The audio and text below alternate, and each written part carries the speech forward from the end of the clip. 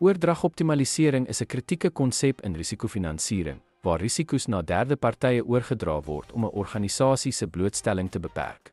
Hierdie strategie help om die koste van die oordrag van risiko's te balanseer met die voordeel van die vermindering van potensiële verliese. Oordragoptimalisering behels die evaluering van die koste en voordele van die oordrag van risiko deur middel van instrumente soos versekering, herversekering of afgeleide kontrakte.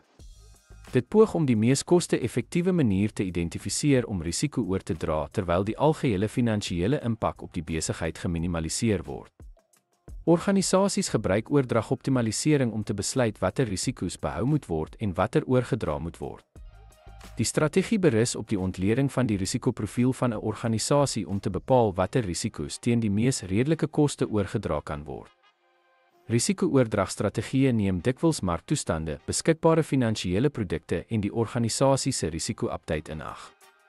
Doeltreffende oordragoptimalisering help verseker dat die organisasie beide sy operasionele en finansiële risiko's doeltreffend kan bestuur.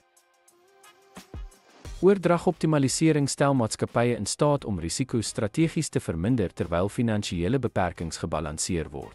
Deur saamgestelde finansieringsstrategieë te gebruik, kan organisasies hulself teen groot, onvoorspelbare verliese beskerm terwyl die koste van risiko-oordrag geminimaliseer word.